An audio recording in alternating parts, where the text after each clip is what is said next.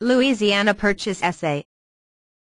The Louisiana Purchase in 1803 represented the time when the United States expanded to the west by buying an area previously owned by France for the price of $15 million. The purchase represented the major diplomatic success of a young nation and an opportunity to double its size and become a leading power.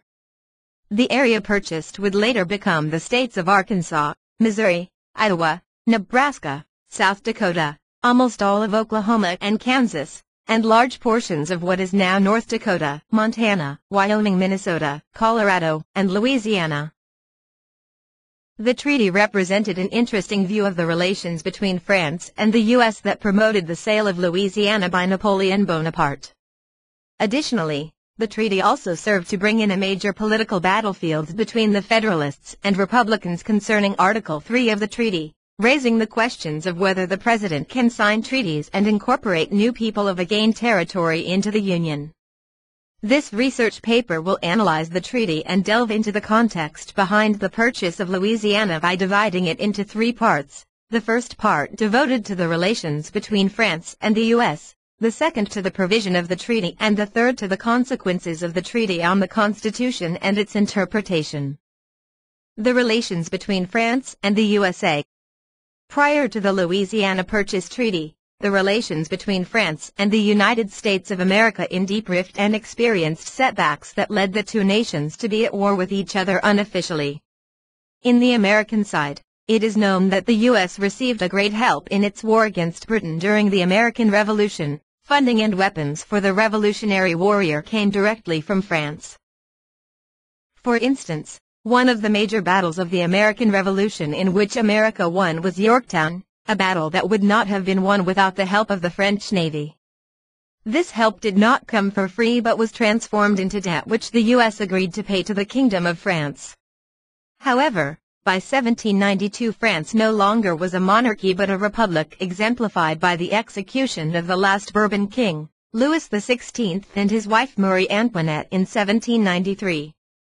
Acting on this political novelty, the U.S. chose to neutralize its country regarding the English-French War by abrogating the Alliance Treaty of Mutual Support between the Kingdom of France and the United States of America. Then the U.S. canceled paying the debt that was owed to the Kingdom of France and not to the newly formed republic. These two policies angered France and thus induced the two countries to be under unofficial war that was called the Quasi-War. Under these circumstances the Americans were wary when the secret Treaty of San Ildefonso of 1800 retroceded the territory of Louisiana from Spain, under King Charles IV, to the Republic of France. What made the Americans feel anxious upon hearing about the secret treaty was the possibility that French might refuse American access to the port of New Orleans, which is of utmost importance to the Americans as it is the only way planters in the Ohio Valley area could transport their goods to the American cities in the Atlantic coast. Therefore, many voices in the U.S. such as Alexander Hamilton were asking for military action to seize the port of New Orleans. Because Thomas Jefferson occupied the post of the American ambassador in France from 1785 to 1789, he was intending to solve the issue peacefully with France. Jefferson found an opportunity to address his fears of the French presence in the Louisiana Territory through playing two sides as he accepted to help France during the slave revolution in Santo Domingo to stop trading with the leader of the rebellion of Toussaint Louverture, or at least prevent the slaves from getting any goods, and at the same time abandoning his promise in a diplomatic way without igniting any conflict between the two countries. Jefferson's decision to help France during its struggle can be explained through the fear of the Southerners from a spillover of the slave revolt. However, Jefferson changed his mind when a large French army was noticed in the vicinity of Santo Domingo. As it is stated by Thomas Fleming, when Pichon, a French diplomat in the U.S., sought help from Secretary of State Madison, he found himself answering difficult questions. Why was the French army so large? Shouldn't Paris have explained the first consul's plans before the expedition sailed? He also mentioned the report from Tobias Lear that part of the army was destined for Louisiana. He asked Madison to cooperate with France by allowing him to publish a letter announcing that trade with Santo Domingo was henceforth limited to ports controlled by France. He hoped Madison would publish a statement in support of this policy. Madison's answer was a masterpiece of evasion. He said it was very difficult to control the national spirit of a nation as commercially minded as the United States. The Southern states might support such an embargo because they feared the rebellious message Louverture personified. But the Northern states, already rather hostile to the South, would violate it with impunity to sell their products to Louverture's regime. Secretary of State James Madison found a clever way of both keeping good relations with France and at the same time making sure that the revolt in Santo Domingo would eventually exhaust the French soldiers and prevent them from making their way to Louisiana. The United States of America at the beginning was not intending to buy the area of Louisiana. On the other hand, the basic aim of Jefferson was to convince Napoleon Bonaparte to sell him the city of New Orleans. Jefferson was moved by the fear that foreign countries were intending to obtain the city, hence, as the city serves to control the river of Mississippi, would jeopardize the right of America in the river.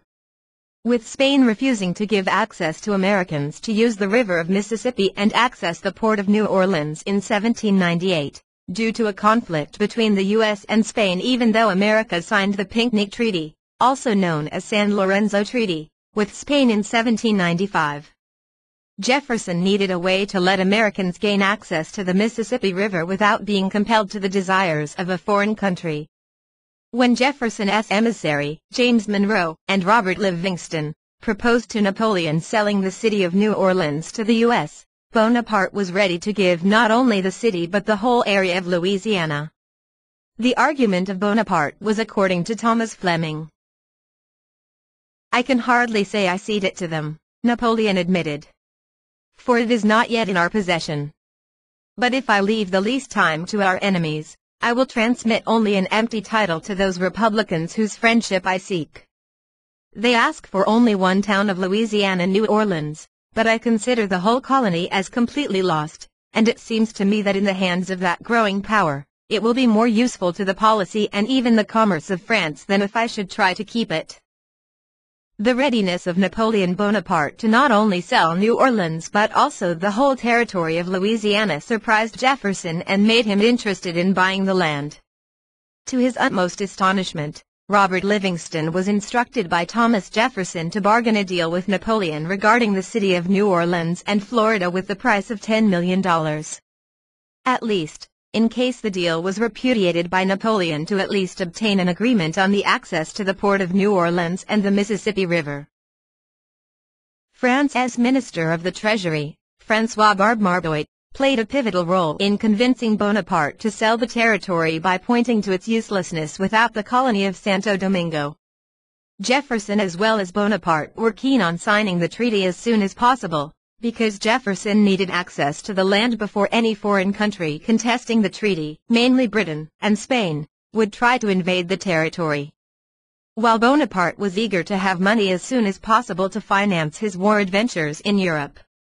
Both leaders were aware of the lack of legality in the Louisiana Purchase Treaty due to Article 3 of the Treaty of San Ildefonso, which states, "His Catholic Majesty promises and undertakes on his part to retrocede to the French Republic, 6 months after the full and entire execution of the above conditions and provisions regarding His Royal Highness the Duke of Parma, the colony, or province of Louisiana, with the same extent that it now has in the hands of Spain and that it had when France possessed it, and such as it ought to be according to the treaty subsequently concluded between Spain and other states." The legal issue concerned the phrase that France will not cede the Louisiana territory to any foreign country. However, practicality won over legality and the legal issue was ignored, mainly due to the need of French Empire for fund to cover its war expenses. As the United States could not summon the amount of $15 million, Americans proposed instead to sell their bonds to France, and thanks to Baring and Company of London and Hope and Company of Amsterdam, America was able to issue $11.25 million to cover its wars and empire-building expenses. The provisions of the treaty. The Louisiana Purchase Treaty was signed on April 30, 1803. The treaty includes 10 articles and the audience was the Americana and French public. The treaty began by mentioning that the misunderstanding, embedded in Article 3 and Article V of the Convention of 1800 between the French Republic and the United States of America regarding the U.S. claims based on the Treaty of Friendship between Spain and the United States in October 27, 1795, would be solved upon the signature of the treaty. The American delegated to Robert R. Livingston and James Monroe the task of signing the treaty with Francis Marbois Minister of the Public Treasury from the French side. Article I specified the right of France in the territory regardless of the provisions of Article 3 of St Ildefonso, as France was the former owner of Louisiana Territory before it was given to Spain. In Article I, France used the adjective incontestable title to describe its ownership of the territory. Thus, Spain cannot compel France to not sell the land to any third party or dispute its title to the area. In addition, the treaty is seen as strong proof of his, Napoleon, friendship to the United States. Therefore, the territory to be given to the U.S. is the same one given to France by Spain as it was stipulated in the Treaty of St Ildefonso with all its rights and appurtenances. Nevertheless, the Louisiana Purchase Treaty angered the Spaniards during its ratification by France and the U.S. First, because it violated Article 3 of the Treaty of San Ildefonso, and second, because Spain was not interested in seeing Louisiana under the hands of Americans, as it will divert their attention to the silver mines in New Spain. However, due to the military weakness of Spain, it eventually and reluctantly accepted the situation. Article 2 stipulates that all the islands and territories, unless they are private property, are going to be in the possession of the U.S. Article 3 postulates the right of the inhabitants of Louisiana Territory to be given full rights just like the U.S. citizens. Based on the U.S. Constitution, the federal government will protect the rights of freedom, respect of their property and religion. The fear from the mistreatment of the Louisiana inhabitants, who were predominantly Catholic, was generated from the fact that since the U.S. is predominantly Protestant, the right of Catholics will be transgressed. Furthermore, there is also the issue of private property of the inhabitants of the territory once it will be transferred to the U.S., the concern that the U.S. might usurp them of their rights. In order to make sure that the points agreed on by both the government of France and the U.S. are respected, Article 4 states that France will send a commissary to the area of Louisiana to make sure that the provision of the treaty are all done without any problem. Article V addresses the issue of the soldiers of both Spain and France that are already in the territory during the signature of the treaty. Upon signature of the treaty, they will be under the command of the commissary appointed by Thomas Jefferson, with the idea that they will be embarked to their countries in the period of 3 months. The purpose of lingering the stay of both Spanish and French soldiers was issued on the grounds of practicality, as the U.S. did not know the whole region and the deployment of those soldiers will take time to prevent any conflict between the 3 militaries. Article 6 addresses the right of Indians that live in the territory and asking the U.S. to abide by the treaties signed between Spain and Indians. Although France describes its title to the Louisiana Territory as incontestable, it is worth mentioning that France did not literally sell the land of Louisiana to the U.S. but instead sold its claims to it, as the area was already inhabited by Indians. The French Foreign Minister, Charles Maurice de Talleyrand, did not even know the exact boundaries of the territory. It was just speculated that the area covers from the Canadian border to the mouth of the Mississippi, and from the western bank of the Great River to the Shining Mountains, the Indian name for the Rockies. Article 7 stipulates that both France and Spain have the right to access the port of New Orleans without paying any duties other than one being paid by U.S. citizens in the period of 12 years. At the same time, no other nation other than Spain and France would have the same privileges to the port of New Orleans. The bottom line was to not disturb the economic activities that were already in the territory by the treaty, and to allow the people who did business in the area to adjust to the provisions of the treaty without losing their economic activities and protect their way of living. The period of 12 years will start after 3 months from the ratification of the Louisiana Purchase Treaty. Nonetheless, even after the period of 12 years, France will still be treated as the footing of the most favored nations in New Orleans port, according to the words of Article 8. Besides the issue of U.S. neutrality during France-England war, the major problem that prompted the quasi-war, The question over the future of U.S. debt towards France was addressed in the Louisiana Purchase Treaty under Article 9. The particular convention signed this day by the respective ministers, having for its object to provide for the payment of debts due to the citizens of the United States by the French Republic prior to the 30th September 1800 is approved and to have its execution in the same manner as if it had been inserted in this present treaty, and it shall be ratified in the same form and in the same time so that the one shall not be ratified distinct from the other. Article 9 abides the U.S. to continue paying its debt, prior to 1800, to France even though the regime in France has changed from a monarchy to a republic, thus solving a major issue as it was the reason behind the rift in the relations between the two countries after the French Revolution took place in France. The agreement reached regarding the debt was of utmost importance to the French as they emphasized that the ratification of the treaty goes hand in hand with the ratification of the debt by making them two faces of one coin. Article X points to the fact that the treaty shall be ratified in the space of 6 months after the signature of the treaty, while bearing in mind that the original treaty is the French version, which is understandable as the French are the ones who were selling the land. The treaty was eventually signed by Robert Livingston, James Monroe, and Francis Marbois. While the exact date of signature is April 30th in the French version, it was written as the 10th of Floreal. Regarding the English version of the Louisiana Purchase Treaty and apart from the difference in terms of French Republican calendar, Article 1 included an excerpt from Article 3 of the Treaty of San Ildefonso in which the English verb cede was the equivalent of retroceder in the French version of the treaty. The verb retrocede implies that the area of Louisiana was in prior possession of France, whereby the verb retrocede means return back, while the verb cede overlooks the fact that Louisiana was a French territory in the beginning, and instead deems it as a transfer of Spanish territory. In fact, the first settlers in Louisiana were the French. However, due to the defeat of France and its allies, Spain, in the 7 Years' War against England between 1756 and 1763, France decided to give the area to Spain under the Treaty of Paris in 1783 to compensate for the Spain's loss of Florida. The use of the word cede by Americans implies that Americans were not interested in allowing the French to one day come and ask for the territory again they had with Spain. The consequences of the treaty on the U.S. Constitution and its interpretation. Thomas Jefferson might have won the battle over the illegality of the treaty as it transgressed Article 3 of San Ildefonso Treaty. However, a battle was awaiting him internally over the constitutionality of the treaty. The interpretation of Constitution was a major issue that divided the two parties in Congress. The Republicans were saying that anything that was not included in the Constitution is unconstitutional, while the Federalists wanted to broaden the Constitution to give more influence to the central government.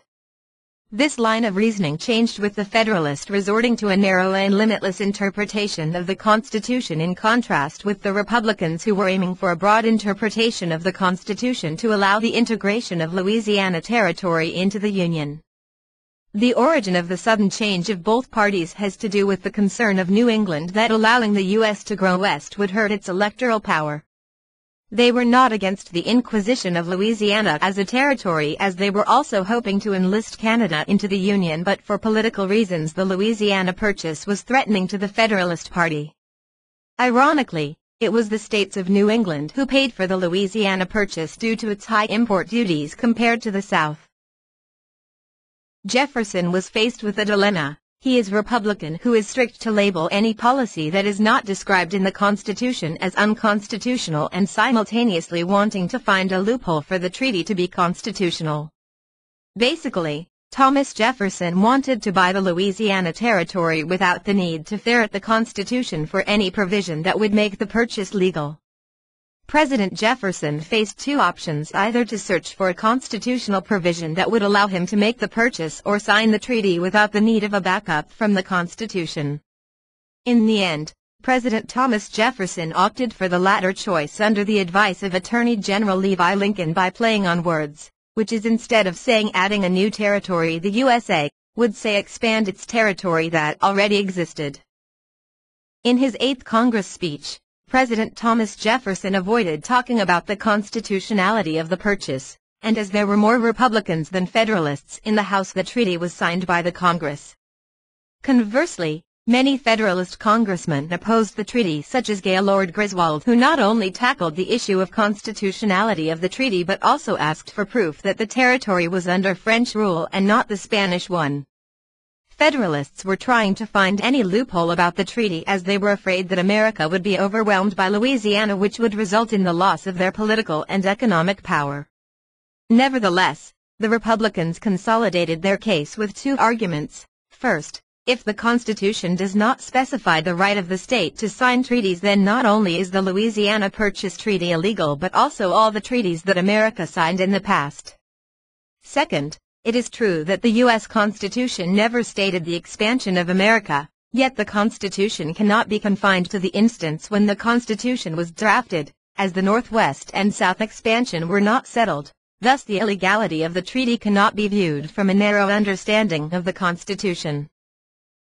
Article 3 of the Louisiana Purchase Treaty stated, "The inhabitants of the ceded territory shall be incorporated in the Union of the United States and admitted as soon as possible according to the principles of the Federal Constitution to the enjoyment of all these rights, advantages, and immunities of citizens of the United States, and in the meantime they shall be maintained and protected in the free enjoyment of their liberty, property, and the religion which they profess." The constitutional problem of the treaty rested in this article as it talked about including new people into the Union. The problem of including the population of Louisiana into the Union was based on the fact that America, for the first time in its history, included an area that is diversified in terms of language, French, religion, Catholicism, and race, Creoles, in contrast with the Anglo-Saxon Protestant character of the U.S. Under Article 3 of the treaty, the population of Louisiana had the rights, advantages, and immunities of citizens of the United States. However, Jefferson did not keep the promise of the Treaty of Louisiana Purchase to treat them like Americans. What is surprising is that Napoleon did not use this pretext to get Louisiana back, as it is stated by Thomas Fleming. No one seemed to give any thought to the way the legislation violated the treaty with France, which had guaranteed the inhabitants all the rights of U.S. citizens. The Jeffersonians were giving Napoleon a perfect pretext to declare the sale of Louisiana invalid whenever it suited him. The way the rulers were appointed by Jefferson in Louisiana raised the issue not only of the constitutionality of Article 3 but also the lack of submission to Article 3 in the first place. As it is stated by Thomas Fleming, in New Orleans, the new U.S. rulers were facing a hostile populace. It contained not a trace of democracy. Every official, from the governor to judges, was appointed by the president. There was no provision for trial by jury. Jefferson had decided that the French Creoles lacked the education and experience to participate in democracy. Therefore, Article 3 faced two problems. Was it constitutional? And was it fulfilled? Eventually, Thomas Jefferson would abide by the provision of Article 3 when the Congress passed an act on March 2, 1805 that would allow the state of Louisiana to have an elective body of 25 members. Conclusion. The Louisiana Purchase Treaty was a major treaty that allowed the U.S. to double its size and become a strong power, as well as empowering the central government. Jefferson was a pragmatic person who, in spite of his strict definition of the Constitution, thought it was for the best interest of the United States of America to seize the opportunity of acquiring a vast land.